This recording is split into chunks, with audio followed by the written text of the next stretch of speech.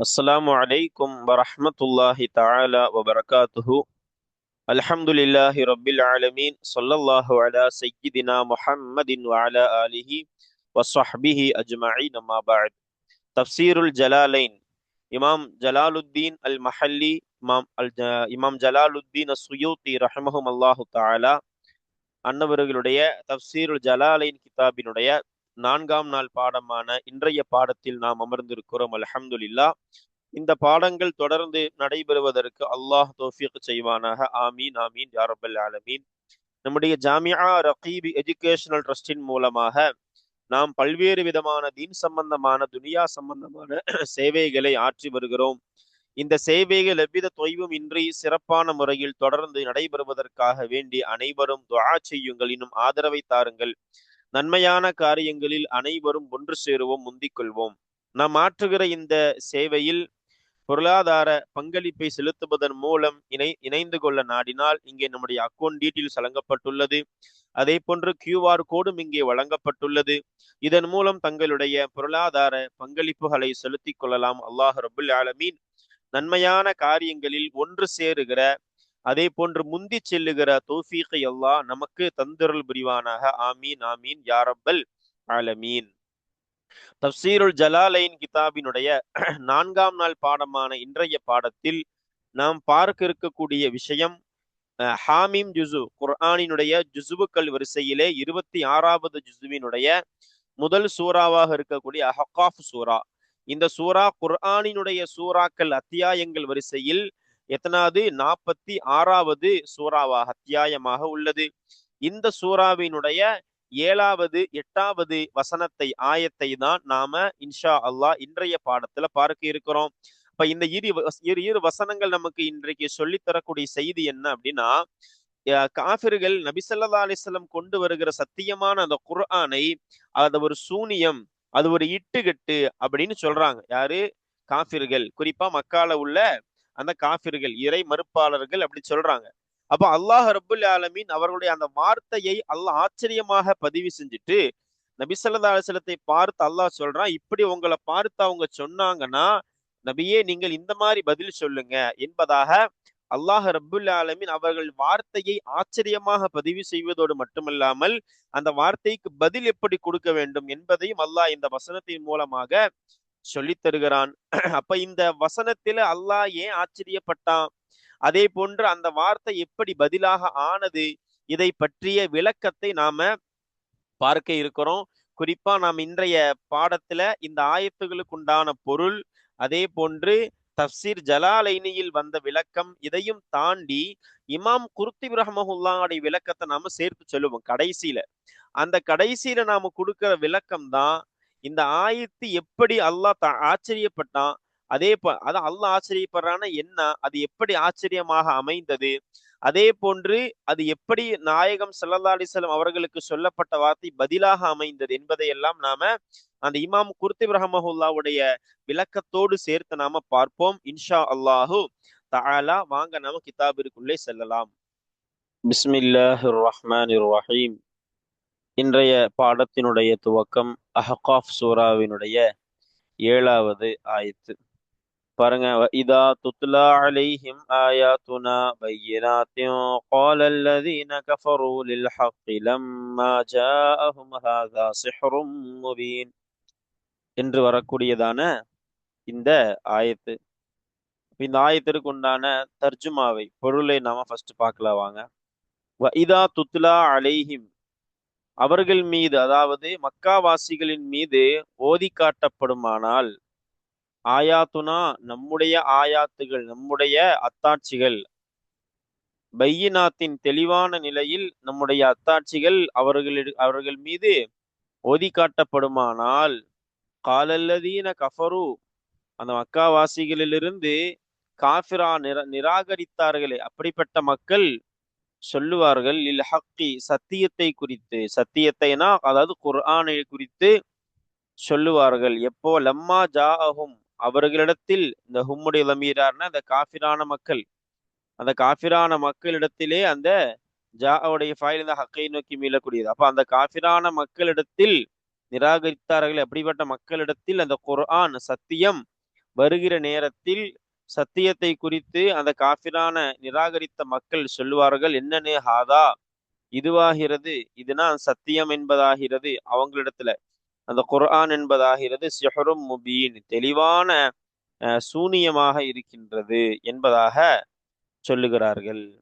அப்ப என்ன சொல்றாங்க அப்படின்னா, அல்லாஹ் ரப்புல் ஆலமீன் சொல்ல வரக்கூடியது இந்த ஆயத்தின் மூலமாக, காஃபிரான மக்கள்கிட்ட நாம தெளிவா நம்ம அத்தாட்சிகள் ஓதி காட்டப்படும், குர்ஆன் உடைய வசனங்கள் அவங்களிடத்துல ஓதி காட்டப்படும் பொழுது அந்த மக்கள் என்ன சொல்றாங்கன்னா, இது சூனியம், தெளிவான சூனியம், மக்களை எல்லாம் இழுக்கிறதுக்காக இவர் உருவாக்குன சூனியம் அப்படின்னு குர்ஆனை குறித்து இந்த மக்கள் சொல்றாங்க அப்படின்னு அல்லாஹு தாலா இந்த ஆயத்தின் மூலமாக அந்த காஃபிரான மக்கள், மக்காவாசிகள்ல மறுக்கக்கூடிய காஃபிரான மக்கள் சொல்லுகிற வார்த்தையை அல்லாஹ் இங்க பதிவு செய்யறான். அப்ப பாருங்க, இந்த ஆயத்திற்கு உண்டான தஃப்சீர் என்ன பாருங்க.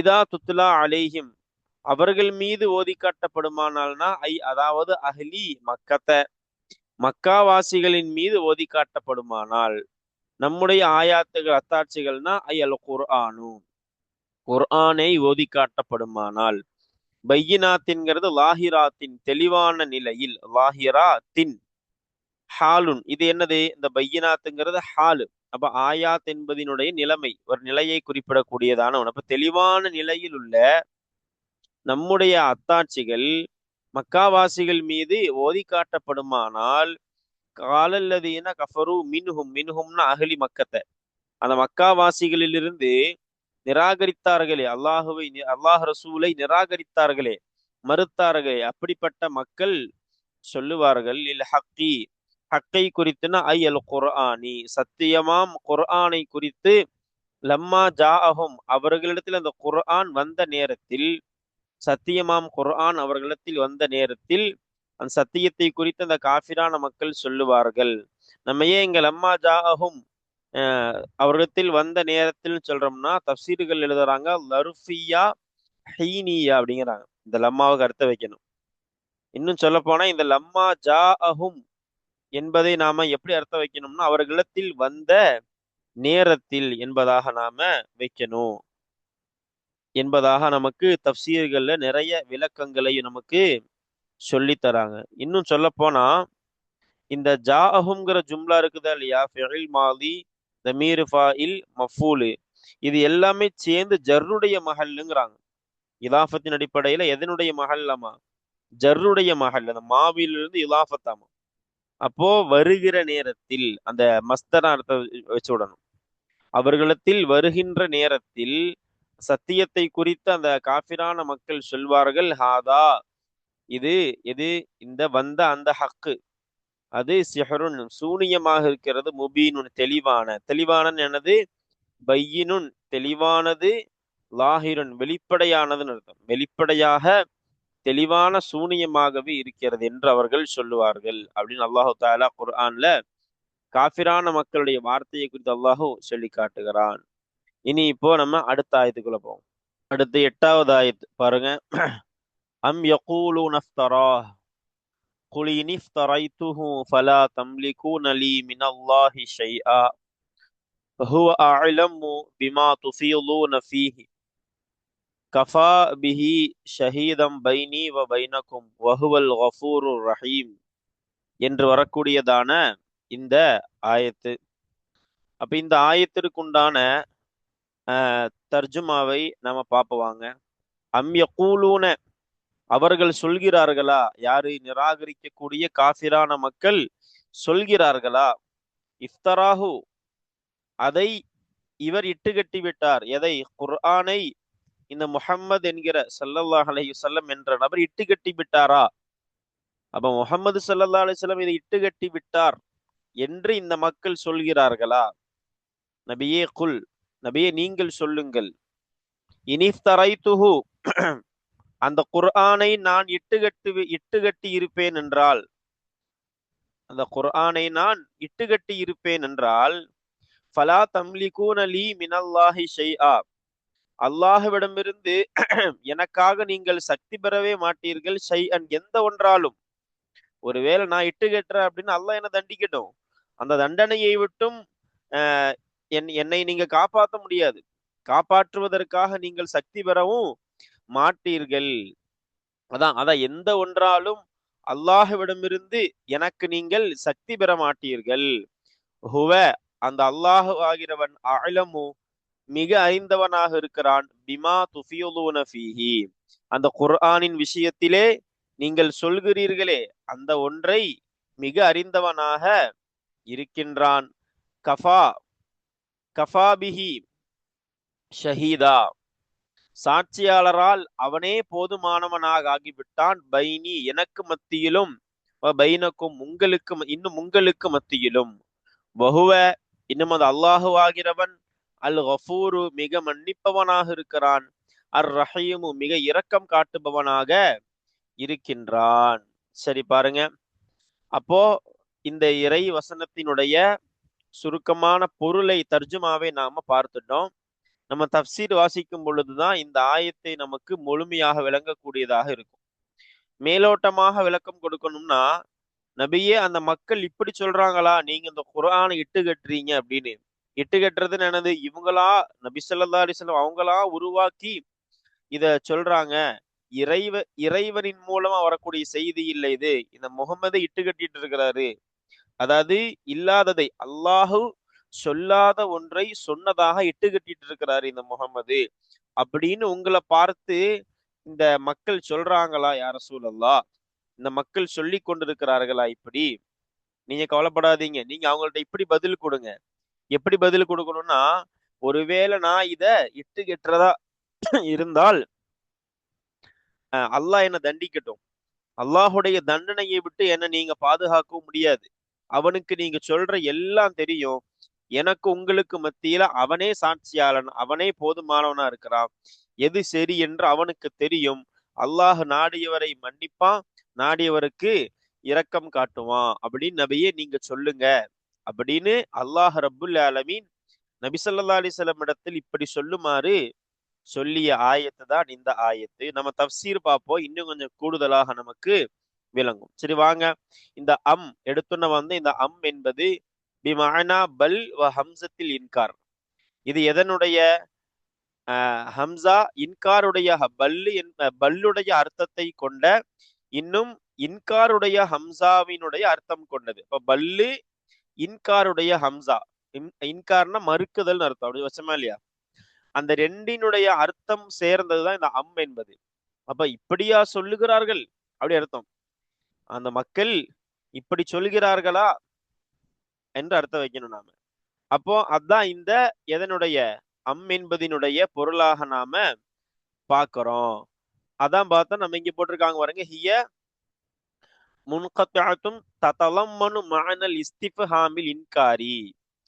என்னல் அன்னஹா வி மஅனா பல் வல் ஹம்சா, இந்த பல்லுடைய ஹம்சாவுடைய அர்த்தம் சேர்ந்து இருக்கிறதுனால இதுக்கு நம்ம என்ன அர்த்தம் வைக்கணும்னா இஸ்திஃப்ஹாம் இன்காரி அர்த்தம். இப்படியா சொல்லுகிறார்கள் அப்படி அர்த்தம்னா இப்படி அவங்க சொல்லக்கூடாது, சொல்ல மாட்டாங்க என்ற அர்த்தத்தை நாம வைக்கணும். அதான் பாருங்க, இன்காருடைய ஹம்சா அதே போன்று பல்லுடைய அர்த்தம் கொண்ட என்பதாக நாம குறிப்பிட்டோம். பாருங்க, இஃப்தராஹு, அதை இவர் இட்டு கட்டுகிறார், இவர் இட்டு கட்டினார். இவர்னா முஹம்மது ஸல்லல்லாஹு அலைஹி வஸல்லம். அதாவது அல் குர்ஆன, இந்த ஹூவுடைய லமீரை விளக்குறாங்க. குர்ஆனை இவர் இட்டு கட்டி விட்டார் என்று இவர்கள் சொல்லுகிறார்களா? அப்படின்னா சொல்ல வேண்டாம் அர்த்தம். அல்லாஹ் அப்படி சொல்றான், சொல்லக்கூடாது. அப்படி ஒருவேளை சொன்னா குல் நபியே நீங்க இப்படி சொல்லுங்க, அல்லாஹ் ரப்புல் ஆலமீன் பதில் கொடுக்குறான். இப்படி நீங்க சொல்லுங்க அவங்க சொன்னாங்கன்னா. எப்படி? இனிஃப் தரைத்துஹு, நம்ம அர்த்தம் வச்சுட்டோம். அந்த குர்ஆனை நான் இட்டு கட்டினேன் என்றால் ஃபர்தன், கற்பனையாக, அதாவது உண்மையிலேயே ரசூலா இட்டு கட்டலையே. அப்ப நபியே நீங்க சொல்லுங்க, இந்த குர்ஆனை ஒருவேளை நான் இட்டு கட்டினேன் என்றால் அப்படின்னா ஃபர்தன் தஃப்சீர் கொடுக்குறாங்க, கற்பனையால். அப்ப கற்பனையால நாம, அல்லாஹ் ரசூலா சொல்றேன், கற்பனையால் ஒருவேளை நம்ம சொல்லுவோமா இல்லையா பேச்சுக்கு, ஒருவேளை பேச்சுக்கு இப்படி வைங்களேன் அப்படின்னு சொல்லுவோமா இல்லையா, அந்த அர்த்தம் வைக்கணும். கற்பனையால் இந்த குர்ஆனை நான் இட்டு கட்டினேன் என்றால் அல்லாஹ்விடமிருந்து எனக்கு நீங்கள் சக்தி பெற மாட்டீர்கள்னா, அதாவது அல்லாஹ்விடமிருந்துனா மின் அதாபிஹி, அல்லாஹ்வினுடைய வேதனையிலிருந்து. இந்த ஹீலமீர் அல்லாஹ், அதாவது அல்லாஹ்வினுடைய வேதனையிலிருந்து எனக்கு நீங்கள் சக்தி பெற மாட்டீர்கள். இதற்கு தஃப்சீர் கொடுக்கும்போது விளக்கங்கள் தெளிவா இருக்கும். பாருங்க, ஷைஅன், எந்த ஒன்றாலும் என்ன அர்த்தம்? அதாவது லா தக்திரூன அலா தஃப்இஹி அன்னி, என்னை விட்டும், இந்த ஹீலமீர் இந்த அதாப் அல்லாஹ்வுடைய வேதனையை, என்னை விட்டும் அல்லாஹ்வுடைய வேதனையை தடுப்பதன் மீது நீங்கள் சக்தி பெற மாட்டீர்கள். எப்போ? இதா அஸ்தபனி அல்லாஹு, அல்லாஹ் என்னை வேதனை செய்வான் என்றால். அப்ப அல்லாஹ் என்ன வேதனை செய்யறான் அப்படின்னா நீங்க அதை தடுக்க முடியாது.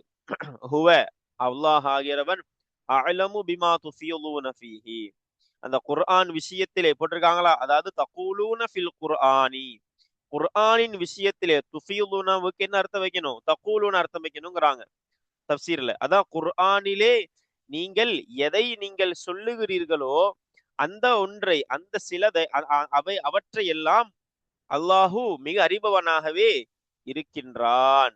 தொடர்ந்து பாருங்க, அடுத்து என்னது? கஃபா பிஹி தஆலா, உயர்ந்த அல்லாஹ். அந்த கஃபா பிஹி, பிஹியோட தமீர் தஆலா, உயர்ந்தவனான அல்லாஹ்.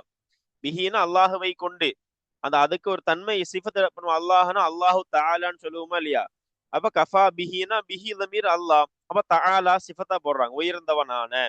அப்ப பிஹி தமீர் யாரு? அல்லாஹ். அப்போ இங்க வந்து பொதுவா இந்த கஃபாவினுடைய தப்சீர்கள்ல எழுதுறாங்க என்ன அப்படின்னா, இந்த கஃபாங்கிற ஃபேலு, அதுக்கு அடுத்து பெரும்பாலும் பா வரும். அந்த பாக்கு அடுத்து வரக்கூடியதுதான் ஒரு லமீர் வருமா இல்லையா? அல்லது கஃபா பில்லாஹினே வரும் சில நேரங்கள்ல, அல்ல இங்க கஃபா பிஹின்னு வந்திருக்கு. சரி, இந்த ஹீங்கிற லமீர் தான், மஜ்ரூர் தான். ஆனா இது ரஃபினுடைய மஹல்லுல வைக்கணுங்கிறாங்க. அதாவது ஃபாயிலுடைய மானா இதுக்கு. இதுக்கு என்ன மானா? ஃபாயிலுடைய மானாவை அடிப்படையில இங்க நம்ம என்ன வைக்கணுங்கிறாங்க? இந்த இடத்துல நமக்கு கஃபாவினுடைய ஃபாயிலாக இந்த அடுத்து வரக்கூடிய லமீரும் மஜ்ரூரன் லஃப்லன் ஃபீ மௌலிஇ ரஃபின் பில் ஃபாயிலியா என்று எழுதி தராங்க தஃசீர்கள்ல. லஃப்துல பாக்குறதுக்கு அது மஜ்ரூர் தான், ஆனா ஃபாயில் என்ற அடிப்படையில ரஃபினுடைய இடத்துல அது இருக்குது அப்படின்னு நமக்கு சொல்லி தராங்க.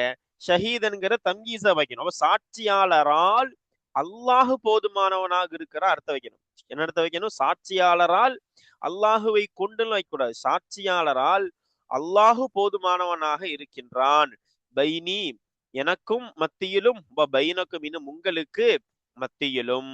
பாருங்க, அடுத்து பாருங்க, வஹுவல் கஃபூரு, இன்னும் அந்த அல்லாஹுவாகிறவன், வஹுவ அந்த அல்லாஹுவாகிறவன், அல் கஃபூர் மிக மன்னிப்பவனாக இருக்கிறான். லிமன் தாப, யாருக்கு மன்னிப்பு வழங்குறவனா இருக்கிறான்? லிமன் தாப, தன்னிடத்தில் பாவம் செய்து மீண்டவருக்கு.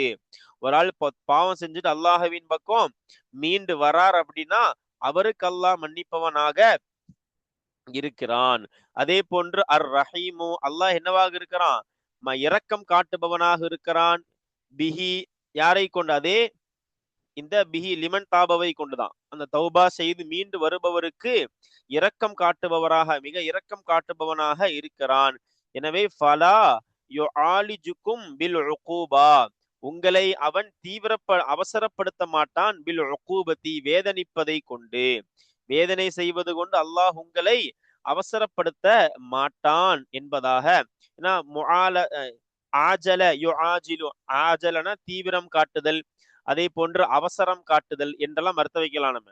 அந்த அடிப்படையில் இங்க நம்ம என்ன அர்த்தம் வைக்கிறோம்? ஃபலா யுஆலிஜுக்கும், அல்லாஹ் உங்களை தீவிரப்படுத்த மாட்டான், அவசரப்படுத்த மாட்டான். பில் உகூபதி, வேதனை செய்வது கொண்டு. நீங்க பாவம் செய்றீங்களா, தௌபா செஞ்சீங்கன்னா அல்லாஹ் மன்னிப்பான். உடனே அல்லாஹ் உங்களை வேதனை செய்ய மாட்டான். உங்களுடைய தௌபாவை உங்களிடமிருந்து எதிர்பார்ப்பான் அல்லாஹ். சரிங்களா? என்பதாக இந்த இறை வசனம் நமக்கு சொல்லி தருகிறது. அல்ஹம்துலில்லாஹ். இந்த 8வது ஆயத்தினுடைய பொருள், தர்ஜுமா, தப்சீருல் ஜலாலைனியில் சொல்லப்பட்ட விளக்கத்தை நம்ம பார்த்திருக்கிறோம். ஒரு சின்ன ஹாஷியாவையும் பார்த்தோம். இப்ப இந்த ஆயத்தை நம்ம பரிபூர்ணமா விளங்கணும்னா இன்னும் ஒரு சில சிறிய விளக்கத்தை நம்ம பார்த்தா விளங்கும். இமாம் குர்துபி ரஹ்மத்துல்லாஹி அலைஹி என்ன சொல்றாங்க? தப்சீர்கள்ல ரொம்ப பிரசித்தி பெற்ற, எல்லோராலும் பேசப்படுகிற ஒரு அற்புதமான தப்சீர் இமாம் குர்துபி ரஹ்மஹுல்லாவுடைய தப்சீர். சரி பாருங்க, அந்த குர்துபி என்ன சொல்றாங்க அப்படின்னா நல்ல விளக்கம் கொடுக்குறாங்க இந்த ஆயத்துக்கு. நம்ம ஒவ்வொரு வார்த்தைகளுக்கும் இமாம் குர்துபி ரஹ்மஹுல்லா சொன்ன விளக்கத்தை நாம கொடுக்குறோம் பாருங்க. என்னதுன்னா, இந்த அம்மல் இருக்கிற அந்த மீம் வந்து ஜாயிதா அப்படிங்கிறாங்க அவங்க கருத்துப்படி. அந்த அம்மல் இருக்கிற மீம் என்பது என்னது? ஜாயிதா. அப்ப அயக்கூலூன அர்த்தம் வைக்கணுங்கிறாங்க. அயக்கூலூன, இவர்கள் சொல்லுகிறார்களா அப்படின்னு. அப்ப என்ன அர்த்தம் வரும்? அயக்கூலூன அஃப்தரா அர்த்தம் வைக்கணும். முஹம்மது ஸல்லல்லாஹு அலைஹி வஸல்லம் மீத குர்ஆனை இட்டு கட்டி விட்டார் என்று இவர்கள் சொல்லுகிறார்களா அப்படின்னு. இமாம் சேர்த்து சொல்றாங்க, இந்த இடத்துல ஹம்சாவினுடைய அர்த்தம் என்ன அப்படின்னா, இன்காரு தஅஜ்ஜுப் ரெண்டையும் வைக்கணுங்கிறாங்க. அதாவது அல்லாஹ் மறுக்கிறான், இன்னொன்னு ஆச்சரியப்பட்டு சொல்ற மாதிரி. அல்லாஹ்வுக்கு எது ஆச்சரியம் இல்ல, இது அரபினுடைய போங்கில வரக்கூடிய ஒண்ணு.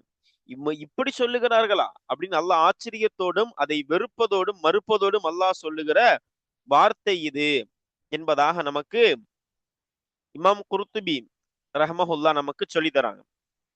தொடர்ந்து பாருங்க, இந்த இடத்துல இன்னொரு விளக்கத்தை இமாம் குர்துபி ரஹ்மஹுல்லா அற்புதமா கொடுக்குறாங்க. அதாவது இட்டு கட்டுறதா சொல்றாங்களா இல்லையா? இந்த இட்டு கட்டியதாகவே அவங்க வச்சுக்கிட்டாலும் கூட நபி ஸல்லல்லாஹு அலைஹி வஸல்லம் உடைய முஅஜிசத்தாக தான் அது போகுங்கிறாங்க. அற்புதமான விளக்கம். இட்டு கட்டுவதாகவே அவங்க சொல்றாங்களா இல்லையா? அப்படியே கற்பனைக்கு வைப்போம். அப்படியே கற்பனைக்கு வைக்கும் பொழுதும் கூட இமாம் குர்துபி சொல்றாங்க, அண்ணா முஹம்மதன் ஸல்லல்லாஹு அலைஹி வஸல்லம் ஏன் அல்லாஹ் தஅஜ்ஜுபா சொல்றான்? அல்லாஹ்க்கு என்ன ஆச்சரியம்? இவங்க இட்டு கட்டுவதாக சொல்லி ரசூலுல்லாஹ் மறுக்கிறாங்களே. அப்படிதானே? நீங்க குர்ஆனை இட்டு கட்டுறீங்க அப்படின்னு சொல்லித்தானே குர்ஆனையும் ரசூலுல்லாவையும் யார் மறுக்கிறா? காஃபிர்கள் மறுக்கிறாங்க. அல்லாஹ் ஆச்சரியப்பட்டு கேட்கிறான், இட்டு கட்டுறதுன்னா அவங்க சொல்றாங்க, இட்டு கட்டுவதாகவே வைத்தாலும் கூட ரசூலுல்லாஹ்வுடைய முஅஜிசத்தாக தான் அது போகும். அப்படி நீ ஏற்றுக்கொண்டுதான் ஆகணுங்கிறாங்க. எப்படின்னா, யாராலையுமே அரபு உலகத்துல உள்ள எந்த கவிஞராலையுமே குர்ஆனில் எடுத்து கொண்டு வர முடியல. குர்ஆன் மாதிரி ஒரு வார்த்தையை கூட, ஒரு கலிமாவை கூட கொண்டு வர முடியலையே. அப்படிப்பட்ட நிலையில இவர் இதை இட்டு கட்டுறாருன்னு வைங்க உங்க கருத்துப்படி. கொண்டு வந்துட்டாங்களா இல்லையா? அப்போ அது அவங்களை அற்புதம் தானே, அவங்களை ஏற்றுக்கொண்டு தானே நீங்க ஆகணும். அப்போ அல்லாஹ் ரப்புல் ஆலமீன் ஏன் தஅஜ்ஜுபா இந்த வார்த்தையை புழங்குறான் அப்படின்னா, இட்டு கட்டுவதாக நீங்க சொல்றீங்க. அப்படி இட்டு கட்டுவதாக வைத்தாலும் கூட, இட்டு கட்டுவதாக சொல்லி மறுக்கிறீங்களா இல்லையா? இட்டு கட்டுவதாக இவர் வைத்தாலும் கூட நீங்க அவருடைய முஅஜிசத்தாக அதை ஏற்றுக்கொண்டுதான் ஆகணும். ஏன்னா உங்க யாருனாலையும் அந்த மாதிரி கொண்டு வர முடியலையா இல்லையா? அப்படி அல்லாஹ் ஆச்சரியப்பட்டு சொல்லுகிற வார்த்தைகளில் ஒன்று என்பதாக இமாம் குர்துபி ரஹ்மஹுல்லாஹ் நமக்கு இந்த வார்த்தைக்கு அற்புதமான விளக்கத்தை நமக்கு கொடுக்குறாங்க. அடுத்து என்ன சொல்றாங்க? இந்த ஃபலா தம்லிகூன லி மினல்லாஹி ஷைஆல என்ன விளக்கத்தை கொடுக்குறாங்க அப்படின்னா, அதாவது ஒருவேளை நபி ஸல்லல்லாஹு அலைஹி வஸல்லம் இவங்களுக்காக ஃபர்தன் போட்டாங்களே கற்பனையில், நம்ம கற்பனையில தான் வைக்கிறோம். இவங்களுக்காக வேண்டி, யாருக்காக வேண்டி? இந்த காஃபிர்களுக்காக வேண்டி நபி ஸல்லல்லாஹு அலைஹி வஸல்லம் குர்ஆனை இட்டு கட்டுறாங்கன்னு வைப்போமே. அல்லாஹ் சொல்லாத ஒன்றை சொன்னதாக சொல்றாங்கன்னு வைப்போமே. ரசூலா கேக்குறாங்க, அல்லாஹ் இப்படி கேட்க சொல்றான், நீங்க கேளுங்க அவங்கள்ட்ட. என்னது? எப்பா உங்களுக்காக நான் அல்லாஹ் சொல்லாத ஒன்ன சொல்றேனே வைங்களேன். அப்ப அல்லாஹ் என்ன தண்டிப்பானா இல்லையா? நீங்க வந்து என்ன காப்பாத்த முடியுமா? நீங்க என்ன காப்பாத்த முடியாது. அப்படி இருக்கும்போது உங்களுக்காக நான் எதுக்கு அல்லாஹ் சொல்லாத ஒன்ன சொல்றதாக நான் இட்டுக்கட்டணும்? இப்படி இங்க கேளுங்க ரசூலுல்லாஹ்வே அல்லாஹ் அப்படி கேட்க சொல்றான். புரியுதுங்களா? அல்லாஹ் சொல்லாத ஒன்றை நபி ஸல்லல்லாஹு அலைஹி வஸல்லம் இட்டுக்கட்டுறாங்க. அப்படிதானே காஃபிர்கள் சொல்றாங்க. நபியே நீங்க அந்த காஃபிர்களை பார்த்து கேளுங்க. என்னன்னா, அல்லாஹ் சொல்லாத ஒன்றை நான் சொன்னதாகவே வைங்களேன். அல்லாஹ் என்ன அப்படி தண்டிக்கும் பொழுது அதனால நீங்க என்ன வந்து காப்பாத்தவா முடியும்? ஃபலா தம்லிகூன லி மினல்லாஹி ஷைஆ. நீங்க என்ன காப்பாத்துறதுக்கு ஒரு சக்தி உங்கள்ட்ட இல்லையே. அப்படி இருக்கும் பொழுது உங்களுக்காக எதுக்குங்க நான் போய் அல்லாஹ் விஷயத்தை இட்டு கட்டணும்? வார்த்தை புரியுதா? அல்லாஹ் ரப்புல் ஆலமீன் அதாவது எப்படி கைஃப அஃப்தரி அலல்லாஹி லி அஜ்லிக்கும்.